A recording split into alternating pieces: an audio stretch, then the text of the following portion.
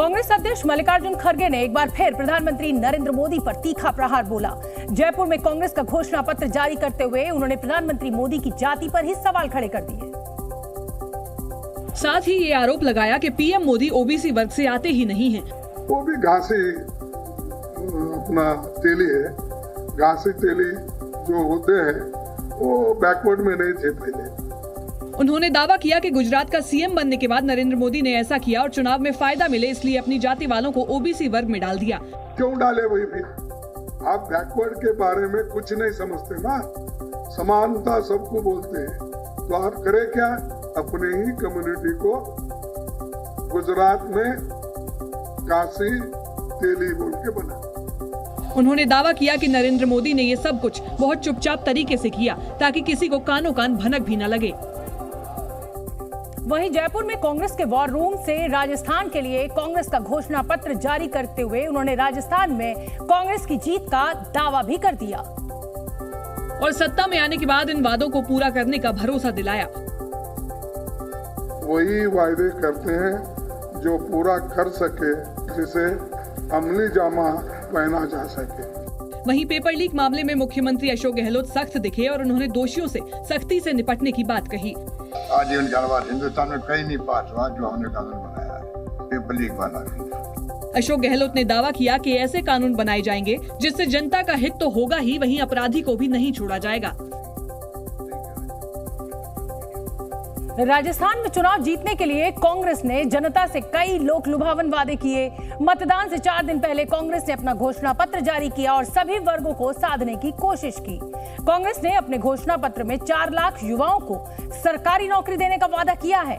साथ ही प्रदेश में कुल 10 लाख युवाओं को रोजगार देने की भी बात कही गई है इस घोषणा पत्र में। इसके अलावा कांग्रेस ने किसानों को राहत देते हुए कॉर्पोरेट बैंक से 2 लाख रुपए का ब्याज मुक्त लोन देने की बात कही। वहीं सत्ता में आने के बाद एमएसपी पर कानून लाने का भी ऐलान किया। इसके अलावा कांग्रेस ने मध्य प्रदेश, तेलंगाना और छत्तीसगढ़ की तरह ही राजस्थान में भी जातिगत जनगणना की बात की, जनगणना कराने का वादा किया। गांव में व्यापार के लिए 5 लाख का बिना गारंटी लोन। महिला अपराध के मुद्दे पर बीजेपी और खासकर प्रधानमंत्री नरेंद्र मोदी कांग्रेस को घेरते नजर आए। इसीलिए कांग्रेस ने महिला अपराधों को रोकने पर भी जोर दिया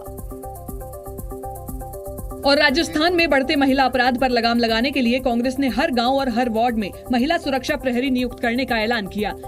इसके अलावा यौन अपराधों पर लगाम लगाने के लिए जांच में तेजी लाने की बात कही। वहीं रोडवेज बसों में महीने भर की यात्रा के लिए महिलाओं को फ्री कूपन देने का वादा किया। साथ ही साथ हर बच्चे को इंग्लिश मीडियम शिक्षा की गारंटी दी। वहीं चिरंजीवी हेल्थ इंश्योरेंस की राशि 25 लाख से बढ़ाकर 50 लाख रुपए कर दी। हम लोगों ने लगभग 2-2.25 लाख नौकरी दे चुके हैं और 1 लाख प्रक्रिया में चल रही है। कुछ कोर्ट किसी वजह से फंस गए थे, लेकिन हम लोगों ने अब इसको एक्सपैंड किया है क्योंकि देश में केंद्र सरकार की वजह से ऐतिहासिक बेरोजगारी है। उसको खत्म करने के लिए राज्य सरकारों को और काम करना पड़ेगा। क्योंकि राजस्थान में हर 5 साल में सरकार बदलती रही है, लेकिन सचिन पायलट ने दावा किया कि इस बार ये सिलसिला भी टूट जाएगा और कांग्रेस ही सत्ता में लौटेगी। बीते कुछ दिनों से प्रधानमंत्री राजस्थान में लगातार चुनावी रैलियां और रोड शो कर रहे हैं। आज कुछ देर पहले प्रधानमंत्री मोदी ने जयपुर में रोड शो किया, जो अभी भी जारी है। इस मौके पर प्रधानमंत्री को देखने के लिए जबरदस्त भीड़ उमड़ी और वहां मौजूद लोगों ने उनके समर्थन में नारेबाजी भी की। राजस्थान में बीजेपी के लिए ताबड़तोड़ चुनाव प्रचार में जुटे प्रधानमंत्री मोदी की नजर जयपुर पर है। पीएम मोदी ने जयपुर में रोड शो के जरिए 4 अल्पसंख्यक बाहुल्य सीटों को कवर करने की कोशिश की। जयपुर में कांग्रेस ने 2018 के चुनाव में 8 से 5 सीटों पर जीत दर्ज की थी। तो ये देखिए प्रधानमंत्री नरेंद्र मोदी का रोड शो, दोनों तरफ बड़ी संख्या में लोग मौजूद, हाथ हिलाते हुए अभिवादन करते हुए प्रधानमंत्री नरेंद्र मोदी। 4 किलोमीटर लंबा ये पूरा रोड शो। राजस्थान में विधानसभा चुनाव जीतने के लिए प्रधानमंत्री नरेंद्र मोदी ने पूरा जोर लगाया हुआ है। पीएम मोदी ने लगातार चौथे दिन धुआंधार रैलियां की और पार्टी के पक्ष में माहौल भी बनाया। चूंकि राजस्थान में कड़े मुकाबले के आसार जताए गए, इसलिए पीएम मोदी ने खुद चुनाव प्रचार की बागडोर अपने हाथ में संभाली और 12 में चुनावी रैली कर सीएम अशोक गहलोत को जमकर घेरा। लाल डायरी के पन्ने जैसे जैसे खुल रहे हैं, वैसे वैसे जादूगर जी के चेहरे पर हवाइयां उड़ रही हैं। बिजली बिल के मुद्दे पर भी पीएम मोदी हमलावर दिखे। गहलोत सरकार बिजली के बिल की रिकवरी के नोटिस भेज रही है और यही कांग्रेस का दोगलापन है, यही कांग्रेस का फरेब है। भ्रष्टाचार पर तल्ख रुख अपनाते हुए उन्होंने ऐलान किया कि भ्रष्टाचार का खात्मा किए बिना राजस्थान का विकास नहीं हो सकता। वहीं प्रधानमंत्री नरेंद्र मोदी ने राजस्थान में बढ़े पेट्रोल डीजल के दामों का भी मुद्दा उठाकर बड़ा दांव चल दिया। उन्होंने राजस्थान में बीजेपी की सरकार बनते ही पेट्रोल डीजल के दाम कम करने के भी संकेत दिए। मैं आपको आश्वस्त करता हूं कि 3 दिसंबर के बाद भाजपा सरकार बनते ही यहां पेट्रोल डीजल के दामों पर जनहित में समीक्षा की जाएगी, जनहित में फैसला लिया जाएगा। क्योंकि राजस्थान में 25 नवंबर को मतदान होगा, इसीलिए प्रधानमंत्री मोदी ने राजस्थान में पूरा जोर लगाया हुआ है। 12 में विजय संकल्प रैली को संबोधित करने के बाद वो कोटा भी पहुंचे। चूंकि राजस्थान के कोटा शहर की पहचान शिक्षा नगरी के तौर पर की जाती है और बीते कुछ सालों में यहाँ खुदकुशी की काफी घटनाएं भी देखने को मिली, इसलिए पीएम मोदी ने छात्रों की खुदकुशी का मुद्दा उठाया और सीएम अशोक गहलोत पर छात्रों के भविष्य का सौदा करने का आरोप लगाया। ऐसी कोई परीक्षा नहीं, ऐसा कोई पेपर नहीं जो कांग्रेस ने बेचा नहीं। पीएम मोदी ने अल्टीमेटम दिया कि जिन लोगों की वजह से छात्रों का भविष्य खराब हुआ है, उनकी उल्टी गिनती शुरू होने वाली है। जिसने भी अपने लॉकर भरे हैं, उसका लॉकर टूटेगा और वो लॉकअप में जाएगा। पीएम मोदी ने छात्रों को ये भी भरोसा दिलाया कि उनके सपनों का सौदा किसी को नहीं करने देंगे। चुनाव प्रचार के अंतिम दौर में बीजेपी की ओर से गृह मंत्री अमित शाह और उत्तर प्रदेश के मुख्यमंत्री योगी आदित्यनाथ ने भी अपना जोर लगाया। किशनगढ़ में रैली करते हुए अमित शाह ने मुख्यमंत्री अशोक गहलोत पर जमकर निशाना साधा और रैली में जो लोग लाल कपड़े पहनकर आए थे, उन्हें भी अमित शाह ने बेहद सतर्क रहने को कहा। ये कुछ युवा यहाँ लाल कपड़ा पहनकर आए हैं, भैया गहलोत की सभा में मत जाना। लाल कपड़ा देखकर गहलोत जी सांड की तरह विफर जाते हैं। मालूम है ऐसा क्यों होता है? मालूम है क्योंकि उनको लाल डायरी से डर लगता है। वहीं चित्तौड़गढ़ विधानसभा क्षेत्र में बीजेपी के फायर ब्रांड नेता और यूपी के सीएम योगी आदित्यनाथ ने हुंकार भरी और कांग्रेस पर हिंदू त्योहारों पर पाबंदियां लगाने का आरोप लगाया। रामनवमी में सर्वाधिक कार्यक्रम उत्तर प्रदेश में होते हैं, सर्वाधिक जुलूस उत्तर प्रदेश में होते हैं, लेकिन कर्फ्यू राजस्थान में लगता है। बीजेपी अध्यक्ष जेपी नड्डा भी राजस्थान में ही रहे और उन्होंने बीकानेर में रोड शो कर बीजेपी के पक्ष में माहौल बनाने की कोशिश की।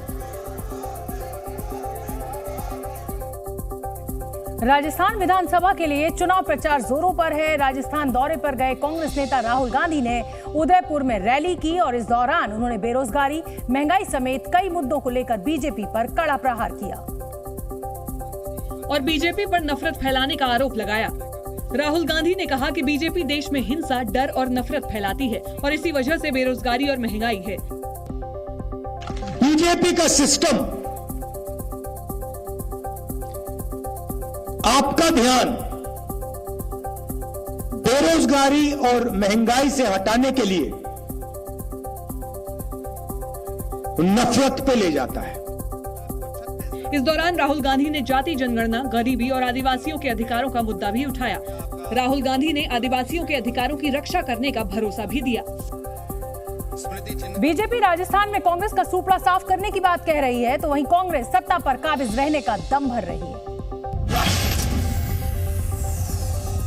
चुनाव की तारीख नजदीक आते आते राजस्थान में जोर शोर से प्रचार जारी है। सभी पार्टियों के नेताओं की ताबड़तोड़ रैलियां हो रही हैं। राजस्थान में 25 नवंबर को वोटिंग होनी है, जिसके लिए 23 नवंबर की शाम को चुनाव प्रचार थम जाएगा। राजस्थान के कांग्रेस अध्यक्ष गोविंद सिंह डोटासरा ने पिछले घोषणा पत्र के 98% वादे पूरे करने का दावा किया और इस बार भी जीत की बात कहते हुए कहा कि कांग्रेस अपने सभी वादों को पहली कैबिनेट में पास करेगी। राजस्थान में जिला मुख्यालयों पर पोस्टल बैलेट के जरिए पुलिस जवानों और होमगार्ड्स ने वोटिंग की। सुरक्षा बल अगले 2 दिन तक पोस्टल बैलेट के जरिए मतदान कर सकेंगे। विधानसभा चुनाव में सुरक्षा व्यवस्था को देखते हुए आज से पोस्टल बैलेट के जरिए मतदान शुरू करवाया गया। राजस्थान के कोटपुतली में हरियाणा के सांसद दीपेंद्र हुड्डा कांग्रेस के प्रचार के लिए पहुंचे। दीपेंद्र हुड्डा ने बीजेपी पर निशाना साधते हुए कहा कि केंद्र सरकार के अहंकार का जवाब राजस्थान की जनता वोट की चोट से देगी। राजस्थान के भीलवाड़ा को मैनचेस्टर भी कहा जाता है क्योंकि यहाँ पर बड़े पैमाने पर टेक्सटाइल इंडस्ट्री है जो बड़े बड़े ब्रांड के लिए कपड़े बनाती है। लेकिन हाल ही में भीलवाड़ा 2 समुदायों के बीच हुए तनाव की वजह से भी सुर्खियों में रहा था। भीलवाड़ा में इस बार क्या है मुद्दे और जनता का मूड क्या है, ये जानने के लिए जी न्यूज की टीम ने इलाके का दौरा किया। और जी न्यूज की टीम सबसे पहले भीलवाड़ा जिले के मांडल विधानसभा क्षेत्र के लोहारिया गांव पहुंची। ये वही गांव है जो कुछ समय पहले पेशाब कांड को लेकर चर्चा में था। इस घटना को लेकर 2 समुदायों में जमकर बवाल हुआ था। प्रदर्शन के दौरान पुलिस ने लोगों पर लाठीचार्ज भी किया था। मांडल नाम की एक जगह है, वो 7 दिनों तक बंद रही क्योंकि यहाँ पर जो 2 समुदाय हैं वो आपस में बुरी तरह से भिड़ गए थे और तब जो लोग हैं उनके ऊपर लाठीचार्ज भी किया गया था। बताया गया कि उस घटना को लेकर लोगों में आज भी काफी आक्रोश है और यही वजह है कि लोगों ने इस बार के चुनाव में सरकार में बैठे लोगों को सबक सिखाने की बात कही। यहाँ की जनता उस क्रम से बहुत परेशान हुई और यहाँ पर जो लाठीचार्ज हुई युवाओं में बहुत आक्रोश है और इस सत्ता को बदलने के लिए युवा तैयार बैठा है। लोगों ने इस मामले में राज्य सरकार पर एक तरफा कार्रवाई का आरोप लगाया। मांडल विधानसभा सीट राजस्थान की महत्वपूर्ण विधानसभा सीट है और ये सीट भीलवाड़ा जिले में आती है। लेकिन मांडल विधानसभा क्षेत्र में कितना विकास हुआ है, ये जानने के लिए जी न्यूज की टीम लोगों के बीच पहुंची। आप भी देखिए। जहां इलाके के लोगों ने विकास के मुद्दे पर गहलोत सरकार को घेरा। उन्होंने आरोप लगाया कि विकास के नाम पर सरकार ने सिर्फ दिखावा किया। बहुत खराब है। जो विकास की बात करते हैं तो आप ये देखो विकास कहाँ है। इसके साथ ही लोगों ने कानून व्यवस्था का भी मुद्दा उठाया और बढ़ते अपराध के लिए राज्य सरकार और प्रशासन को जिम्मेदार ठहराया। कुछ लोगों ने तो आवाज उठाने पर बेवजह मुकदमा दर्ज कर परेशान करने की भी बात कही।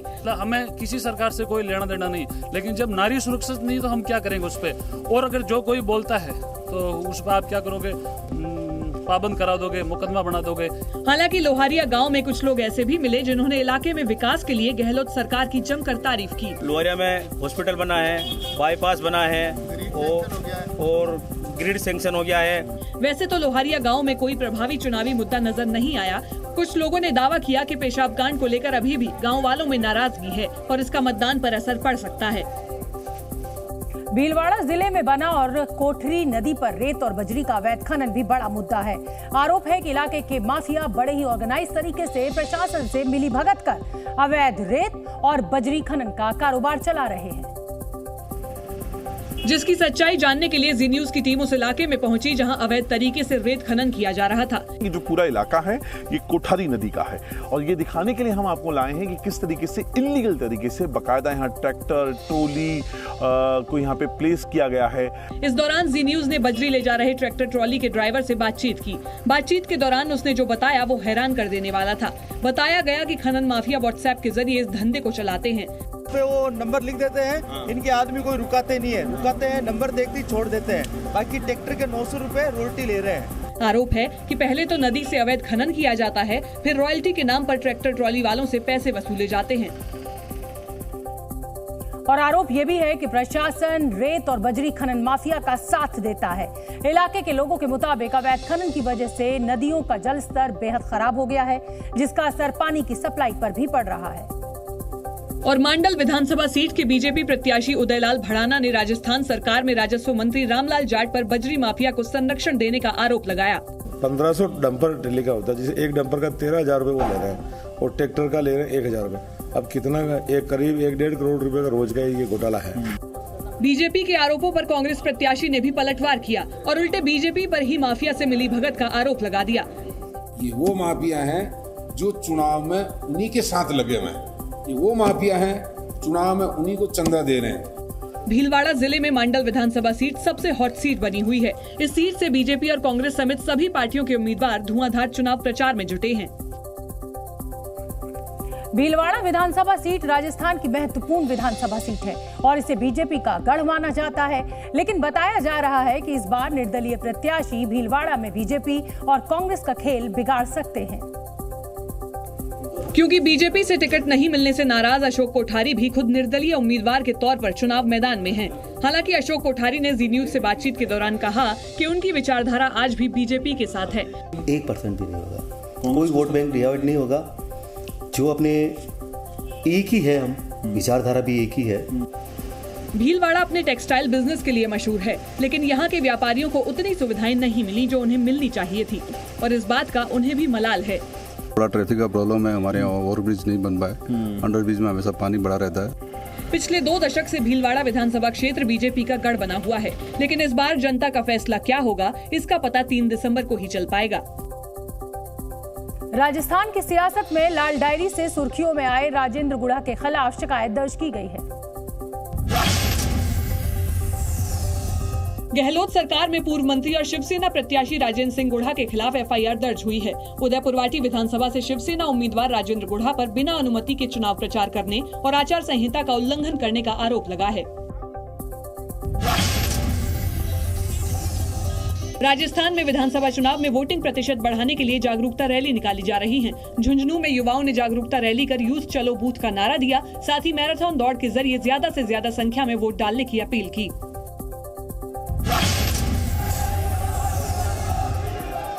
राजस्थान में चुनावी रैलियों में धार्मिक झंडों पर रोक की मांग की गई है। भीलवाड़ा में बीएसपी ने जिला निर्वाचन अधिकारी को धार्मिक झंडों के इस्तेमाल को लेकर ज्ञापन सौंपा। बीएसपी ने बीजेपी और निर्दलीय उम्मीदवारों पर धार्मिक झंडे लहराकर वोट प्रभावित करने का आरोप लगाया। जयपुर की 19 विधानसभा में होम वोटिंग का पहला दूसरा चरण पूरा हो गया। पहले दूसरे चरण में 7050 बुजुर्ग और दिव्यांग मतदाताओं ने घर से वोट डाले, जबकि 95 लोग ऐसे थे जिनका वोटिंग से पहले ही निधन हो गया। बिहार के मधुबनी में मधेपुरा के डीएम की गाड़ी से एक बड़ा हादसा हो गया। पटना से मधेपुरा जा रही डीएम की तेज रफ्तार गाड़ी ने 4 लोगों को रौंद दिया, जिसकी वजह से 3 लोगों की मौके पर ही मौत हो गई। इनमें 2 मां और बेटी हैं, एक घायल की हालत भी गंभीर है। घटना सुबह 8 बजे की है। नेशनल हाईवे 57 पर फुलपरास के पास मधेपुरा के डीएम की कार ने अनियंत्रित होकर लोगों को टक्कर मार दी। घटना के बाद गुस्साए लोगों ने सड़क जाम कर दिया। मधेपुरा के डीपीआरओ के मुताबिक हादसे के वक्त कार में डीएम नहीं थे, लेकिन चश्मदीदों का कहना है कि डीएम एक बाइक पर वहां से फरार हो गए। दूसरी तरफ उत्तर प्रदेश की राजधानी लखनऊ में भी रफ्तार ने कहर बरपाया। हादसे में एडिशनल एसपी श्वेता श्रीवास्तव के 10 साल के इकलौते बेटे की मौत हो गई। वो सुबह घर से स्केटिंग करने के लिए निकला था। वापस लौटते वक्त जनेश्वर मिश्र पार्क के सामने तेज रफ्तार से जा रही कार ने उसे टक्कर मार दी। ट्रेन से यात्रा करने वाले आईआरसीटीसी के वेंडर से मिलने वाले खाने की अक्सर शिकायत करते हैं। उन्हें कभी खाने की क्वालिटी अच्छी नहीं लगती तो कभी खाने में कुछ और मिल जाता है। लगातार मिल रही शिकायतों के बाद भारतीय रेलवे ने एक बड़ा फैसला लिया है, जिसके मुताबिक ट्रेन में खराब भोजन परोसे जाने पर ठेकेदार और वेंडर से जुर्माना वसूला जाएगा। यात्रियों को वेज खाने के लिए अलग और नॉन वेज खाने के लिए अलग अलग थाली परोसी जाएगी। नॉन वेज खाने का ट्रे लाल होगा, जबकि वेज खाने वालों को हरे रंग की ट्रे दी जाएगी। ऐसा अक्सर भोजन परोसने में होने वाली गलतियों पर रोक लगाने के मकसद से किया जा रहा है। और यही नहीं, खाने और वेंडर से जुड़ी शिकायत मिलने पर कंपनी पर कार्रवाई होगी। 2.5 लाख रुपए जुर्माना वसूलने से लेकर लाइसेंस तक रद्द हो सकता है। खाने में छिपकली चूहा मिलने पर 5 लाख रुपए जुर्माना लगेगा और दूसरी बार ऐसी ही गलती होने पर कंपनी का ठेका रद्द कर दिया जाएगा। बताया जा रहा है कि रेलवे बोर्ड द्वारा 2017 की खान-पान नीति को बदलकर अब 14 नवंबर 2023 से नई नीति लागू कर दी गई है। क्रिकेट विश्व कप के फाइनल मुकाबले में हार के गम में डूबे टीम इंडिया के सदस्यों को प्रधानमंत्री मोदी का सहारा मिला। हार के बाद हताश टीम इंडिया ड्रेसिंग रूम में थी जब प्रधानमंत्री मोदी वहां पहुंच गए। तभी प्रधानमंत्री मोदी केंद्रीय गृह मंत्री अमित शाह के साथ वहां पहुंचे और सबसे पहले पूर्व कप्तान विराट कोहली और कप्तान रोहित शर्मा से मिले। आप लोग पूरा 10-10 गेम जीत के आए हो, ये तो होता रहता है। इस बातचीत के दौरान प्रधानमंत्री का हाथ विश्व क्रिकेट के 2 दिग्गजों के कंधे पर था और वो थपकी से उनका हौसला बढ़ाते नजर आए। इसके बाद उन्होंने रोहित का हाथ अपने हाथ में ले लिया और देश के सामने डट कर आने की अपील की। दूसरा ही भाई, देश आप लोगों को देख रहा है। चूंकि पीएम मोदी खेल खत्म होने के बाद नतीजों की वजह से खिलाड़ियों के मनोभाव को समझ रहे थे, इसलिए वो टीम इंडिया के ड्रेसिंग रूम में पहुंच गए। इसके बाद प्रधानमंत्री ने टीम इंडिया के दोनों वरिष्ठ खिलाड़ियों से कहा कि खेल में हार और जीत लगी रहती है, जिससे सीख लेने की जरूरत है, ना कि हताश होने की। प्रधानमंत्री को अपने बीच पाकर उदास खिलाड़ियों के चेहरे पर मुस्कुराहट तैर गई। और रोहित विराट से मिलने के बाद प्रधानमंत्री कोच राहुल द्रविड़ की तरफ मुड़े। कहा राहुल कहते हैं आप लोग मेहनत बहुत की है, लेकिन भारतीय क्रिकेट के 3 धुरंधरों से मुलाकात के बाद प्रधानमंत्री टीम के दूसरे खिलाड़ियों से मिलने आगे बढ़े तो सबसे पहले ऑलराउंडर रविंद्र जडेजा उनकी तरफ बढ़े। कहा बाबू। इसके बाद पीएम मोदी टीम इंडिया के तूफान मोहम्मद शमी से मिले और उन्हें गले से लगा लिया। शमी बहुत अच्छा किया है इस बार। प्रधानमंत्री मोदी हताश खिलाड़ियों का मनोबल बढ़ाने पहुंचे तो उन्होंने सभी खिलाड़ियों से व्यक्तिगत रूप से मुलाकात की, बात की, उनका हौसला बढ़ाया। खिलाड़ियों का ध्यान खेल में मिली हार से हटे, इसलिए उन्होंने कुछ दूसरी बातें भी की, जिसकी झलक जब उनके सामने गुजरात के खिलाड़ी जसप्रीत बुमराह आए तब दिखी। तो गुजराती बोलते हो इसने थोड़ा। प्रधानमंत्री जानते थे कि उनकी ये हल्की फुल्की बातें ही उनके जाने के बाद खिलाड़ियों के बीच चर्चा का विषय बन जाएंगी, जो हार की हताशा से बाहर निकलने में उनके काम आएंगी। इसके बाद प्रधानमंत्री श्रेयस अय्यर, सूर्य कुमार यादव, कुलदीप और केएल राहुल से भी मिले और बातचीत की। यही नहीं, जाते जाते ढांढस बंधाने के साथ ही प्रधानमंत्री ने उन्हें दिल्ली आने का न्योता भी दे दिया। होता रहता है ऐसा, हाँ। और साथियों को एक दूसरे को जरा हौसला बुलंद करते चलिए, और जब आप लोग फ्री हो गए कभी दिल्ली आएंगे तो बैठूंगा आप लोगों के साथ। मेरी तरफ से निमंत्रण है आप सबको। खिलाड़ियों से मुलाकात के बाद प्रधानमंत्री अपने निर्धारित दूसरे कार्यक्रम के लिए निकल पड़े। तो आगे बढ़ेंगे, अगली खबर का रुख करेंगे। 10 दिन से उत्तरकाशी में सुरंग में फंसे 41 मजदूरों को निकालने की मुहिम में पहली बार अच्छी और राहत भरी खबर आई। पहली बार सिलक्यारा सुरंग के अंदर फंसे मजदूरों का लाइव वीडियो सामने आया, जिसमें सभी मजदूर सुरक्षित दिखाई दे रहे हैं। मजदूरों ने पीले और सफेद रंग के हेलमेट पहने हुए हैं, उनके हाथों में टॉर्च भी हैं। एंडोस्कोपिक सेक्सी कैमरे को पाइप की मदद से मजदूरों के पास भेजा गया है। कैमरे में स्पीकर भी लगा था, जिसके जरिए बचाव कर्मियों की आवाज मजदूरों तक पहुंच रही थी। मजदूरों से कहा गया कि वो कैमरा लेकर सुरंग में मौजूद दूसरे मजदूरों की गिनती कराएं। एक एक करके कैमरे पे दिखाओ और कैमरे पे पता चल जाना चाहिए हम आपको यहाँ से देख रहे हैं। मजदूरों के पास वॉकी टॉकी भी पाइप के जरिए भेजा गया। रेस्क्यू में जुटे अधिकारियों ने वॉकी टॉकी के जरिए मजदूरों से बात भी की। वॉकी टॉकी पे बोलो लगा के बात करें। क्या नाम है इसका? सबा और उसे ऑन करके बात करो। मजदूर टनल में जिस जगह पर फंसे हुए हैं वहाँ काफी जगह दिखाई दे रही है। टनल के अंदर लाइट भी काफी दिख रही है। टनल के अंदर पाइप के जरिए स्पीकर वाला एंडोस्कोपिक कैमरा भेजना बचाव कर्मियों के लिए बेहद बड़ी उपलब्धि है। सबसे बड़ी बात यह है कि वो अब टनल के अंदर मजदूरों के लाइव लोकेशन और हालात को देख पा रहे हैं। और टनल में फंसे मजदूरों के लिए भी पाइप और एंडोस्कोपिक कैमरे का उन तक पहुंचना किसी संजीवनी से कम नहीं है। पहली बार मजदूरों ने टनल के अंदर कैमरे के जरिए बाहर की दुनिया की आवाज सुनी, जिसने उनके जिंदा रहने के हौसले को दोगुना कर दिया। ठीक है तो कैमरे अपने आप को दिखाएं, हाथ खड़ा करें, अच्छे से मुस्कुराएं, हम तुम्हारे पास जल्दी पहुंचेंगे, घबराए नहीं। कैमरे को पास से धीरे धीरे बाहर निकालें और सभी को दिखाएं। सबा आ गया। इसके बाद सबा ने पाइप में अपना हाथ डालकर कैमरे को बाहर खींच लिया। कैमरा जब टनल में पहुंच गया तो अंदर की तस्वीर बिल्कुल साफ नजर आई। सभी मजदूर एक साथ खड़े दिखाई दिए। मजदूरों के चेहरे पर फिक्र तो थी, लेकिन वो शांत और संयमित थे। बचाव कर्मियों से बात कर उनके चेहरे पर खुशी भी थी।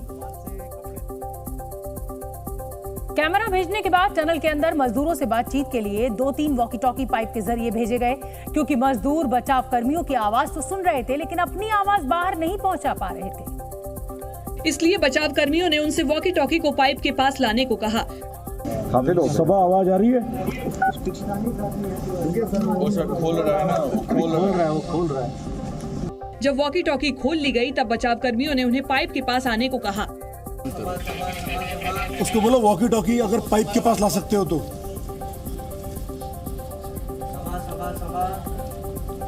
शर्मा जी, आप पाइप के पास आके वॉकी टॉकी से बात करें। इस दौरान पाइप से कैमरे भेजने के दौरान कैमरे की स्क्रीन थोड़ी गंदी हो गई थी, इसलिए कैमरे की स्क्रीन साफ करने को कहा गया। अरे उसको बोलो कैमरे के ऊपर में थोड़ा सा कपड़े से पोंछ दे। उसको बोलो कैमरे का स्क्रीन साफ करेंगे। कैमरे का स्क्रीन साफ करने को बोलो।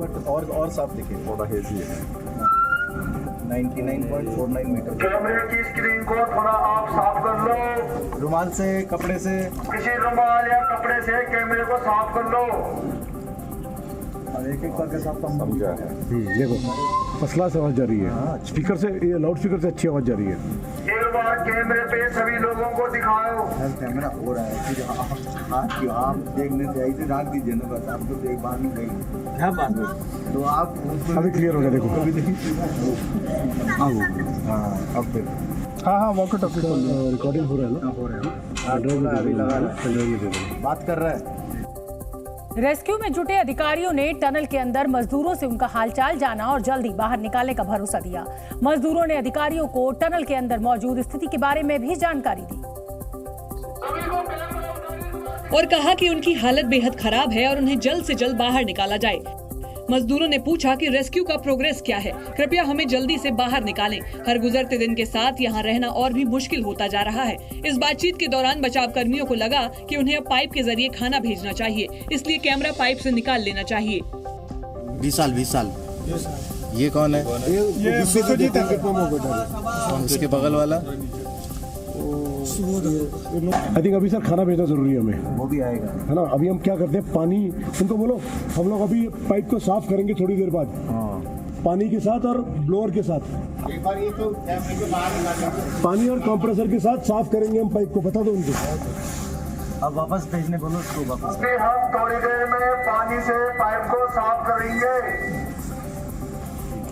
आप लोग कैमरे को वापस पाइप में आके रख दें, हम कैमरा वापस निकाल रहे हैं। उसके बाद पानी छोड़ेंगे उसमें, कंप्रेसर। कैमरा वापस आने के बाद पानी छोड़ेंगे, कंप्रेसर से पीछे हट जाए। कंप्रेसर से आप लोग पीछे हट जाए। ये सुशील हाइड्रो ऑपरेटर। कैमरा ऊपर पाइप में रख दें, हम इसको वापस ले रहे हैं। मजदूरों ने रेस्क्यू अधिकारियों से कहा कि उनके परिवार को बता दें कि वे चिंता न करें और अपना ख्याल रखें। 10 दिन में पहली बार टनल के अंदर फंसे मजदूरों ने ताजा और गर्म खाना खाया।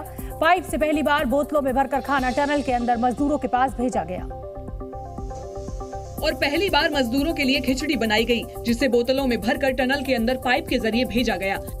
मजदूरों के पास 6 इंच के पाइप से पहली बार बोतलों में भरकर खाना भेजा गया। आज जो सबसे पहली चीज़ भेजी जा रही है उस टनल के ज़रिए, उस माध्यम के ज़रिए, वो ये खिचड़ी बनाई गई है। चूँकि डॉक्टर्स से भी सलाह ली गई है कि किस तरह का खाना जो है अभी देना चाहिए, क्योंकि काफ़ी दिन से हम कहें कि सिर्फ ड्राई फ्रूट्स, मुरमुरे, इस तरह की चीज़ों पर ही लोग सर्वाइव कर रहे थे। तो यहाँ पर अभी ये खाने पीने की कुछ और चीज़ें हैं, जैसे संतरे रखे गए हैं इम्यूनिटी का ध्यान रखते हुए। इसके अलावा ये बॉटल्स हैं जिनमें कि सामान पैक करके भेजा जाएगा। 150 mm की पाइपलाइन के जरिए सुरंग के अंदर फंसे लोगों को खाना, मोबाइल और चार्जर भेजा जाएगा। टनल के अंदर इंटरनेट कनेक्शन के लिए वाईफाई भी लगाने की कोशिश की जा रही है। पहली बार टनल में फंसे मजदूरों के परिवारों ने कैमरे के जरिए उन्हें देखा। लाइव वीडियो और बातचीत से उनकी सलामती का यकीन हुआ तो उन्हें बहुत खुशी भी मिली। ऐसे ही टनल के अंदर एक गबर सिंह नेगी फंसे हुए हैं। उनके भाई ने सुबह ही उनसे बात की। गबर सिंह सुपरवाइजर हैं और उनका कहना है कि वो सबसे आखिर में ही बाहर आएंगे। कुछ संतोष तो हुआ जी। अंदर लोग जो मौजूद हैं वो बात कर पा रहे हैं, उनसे संवाद हो पा रहा है, ये थोड़ी राहत। पाइप जो अभी बड़ा पाइप लगा है 6 इंच ना, उससे बात हो गई है और मैंने कहा कि चारों तरफ से प्रयास हो रहा है, तो उन्होंने कहा भाई जी जब निकल पाएंगे तभी तो। टनल में फंसे उत्तर प्रदेश के लखीमपुर खीरी के रहने वाले मंजीत के पिता के चेहरे पर भी थोड़ी मुस्कुराहट आई है। मंजीत उनका इकलौता बेटा है। वीडियो देखा तो क्या लगा फिर? हमको बड़ा अच्छा लगा, हमको तसल्ली पहुंची, सारे देश में तसल्ली पहुंची, परिवार को तसल्ली पहुंची, इसलिए हम बहुत खुश हैं। ऐसे ही झारखंड के विश्वजीत का परिवार भी कई दिनों बाद सुकून महसूस कर रहा है। टनल के वीडियो में हरी टी-शर्ट पहने विश्वजीत भी दिखाई दिया था। 20 साल ये कौन है? ये विश्वजीत है। दिल्ली के प्राइवेट स्कूलों में नर्सरी, केजी और पहली में एडमिशन की रेस शुरू होने वाली है। बताया जा रहा है कि 23 नवंबर से एप्लीकेशन फॉर्म्स मिलेंगे। शिक्षा निदेशालय ने एडमिशन के लिए कुछ क्राइटेरिया तय किए हैं, जिसके मुताबिक इसमें स्कूल से घर की दूरी सबसे ज्यादा जोर दिया गया है। जिस चीज पर घर से स्कूल की दूरी जितनी कम होगी, उस बच्चे को उतने अधिक अंक मिलेंगे और स्कूल से घर की दूरी 6 किलोमीटर के बीच होने पर 60 नंबर दिए जाएंगे, जबकि स्कूल की घर से दूरी 8 किलोमीटर होने पर 40 अंक। स्कूल से घर की दूरी गूगल मैप से नापी जाएगी, यानी बच्चे के एडमिशन में गूगल की एक बड़ी भूमिका होगी। एलिमिनाई यानी उस स्कूल के पूर्व छात्र के बच्चे को 10 अंक मिलेंगे, जबकि सगे भाई बहन को 20 अंक मिलेंगे। जाहिर है सबसे ज्यादा नंबर नेबरहुड को ही दिया जाएगा। आतंक के खिलाफ इजरायल ने एक बड़ा फैसला लेते हुए लश्कर ए तैयबा को आतंकी संगठन की सूची में शामिल किया है। मुंबई हमले की 15वीं बरसी से 5 दिन पहले ये फैसला लिया गया और लश्कर को आतंकी संगठन घोषित करने के बाद भारत में इजरायली दूतावास ने एक बयान भी जारी किया, जिसमें उसने कहा कि भारत सरकार ने इजरायल से ऐसा करने का अनुरोध नहीं किया था, लेकिन इसके बावजूद इजरायल ने सभी प्रक्रियाएं पूरी करते हुए लश्कर ए तैयबा को आतंकी सूची में डाल दिया। इजरायल का ये कदम इसलिए भी अहम है क्योंकि इजरायल भारत से हमास को आतंकी संगठन घोषित करने की मांग कर चुका है, लेकिन भारत ने हमास को आतंकी संगठन का दर्जा नहीं दिया है। 26/11 के मुंबई हमले में नरीमन हाउस भी आतंकियों का निशाना बना था, जहां यहूदियों का प्रार्थना स्थल खबाद हाउस है। साल 2018 में जब इजरायल के प्रधानमंत्री बेंजामिन नेतन्याहू भारत आए थे, तो वो पीएम मोदी के साथ नरीमन हाउस जाकर हमले में बचे इजरायली बच्चे बेबी मोशे से भी मिले थे। भारत और ऑस्ट्रेलिया के बीच 2+2 वार्ता में भारत कनाडा विवाद पर चर्चा हुई। विदेश मंत्री डॉक्टर एस जयशंकर ने ऑस्ट्रेलिया के विदेश मंत्री पेनी वोंग के सामने खालिस्तान का मुद्दा उठाया और कनाडा पर उग्रवाद और कट्टरवाद को संरक्षण देने का आरोप भी लगाया। Did we discuss issues between India and Canada? Yes, I spoke about it to Minister Wong, and as you know, Australia has a good, strong, close relationship with both of us. So I felt it was important that Australia get our perspective on the issue, and you know that from our point of view, the key issue is really the space which has been given to extremism and radicalism in Canada. So therefore the short answer is yes, we discussed it. Yes, I spoke to her about our perspective, and she did listen to me very carefully. Yemen के Houthi विद्रोहियों ने लाल सागर में एक जहाज को hijack करने का दावा किया। हूती विद्रोहियों ने जहाज को हाईजैक करने का एक वीडियो भी जारी किया और करीब 2 मिनट के इस वीडियो में एक हेलीकॉप्टर के जरिए कुछ लोग बीच समंदर में तैर रहे जहाज पर उतरते दिखाई दिए। हेलीकॉप्टर से उतरने के बाद हथियारबंद हूती विद्रोही सीधे जहाज के क्रू मेंबर के केबिन में पहुंचे और उन्हें बंधक बना लिया।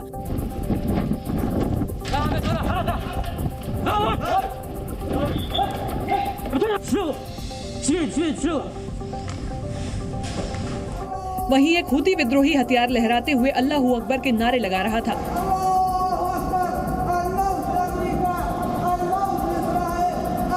बताया गया कि हूती विद्रोहियों ने जिस जहाज को हाईजैक करने का दावा किया, वो भारत की ओर आ रहा था। इस दौरान हूती विद्रोहियों ने चेतावनी दी कि वो हमास शासकों के खिलाफ इजरायल के अभियान के अंत तक उन जहाजों को निशाना बनाते रहेंगे जो इजरायल से जुड़े हैं।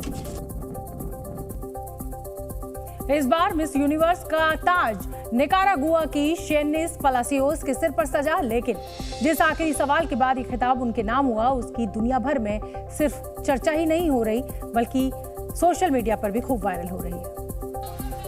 बल्कि पुरुष और महिलाओं के लिए समान वेतन की बहस एक बार फिर तेज हो गई है। 72वां मिस यूनिवर्स कॉन्टेस्ट इस बार एल सल्वाडोर में हुआ। फाइनल में निकारागुआ, थाईलैंड और ऑस्ट्रेलिया की कंटेस्टेंट पहुंची, लेकिन चमकता हुआ ताज निकारागुआ की शेनिस पलासियोस को मिला और इसके लिए उस जवाब को सबसे बड़ी वजह माना जा रहा है जो उन्होंने आखिरी सवाल पर दिया।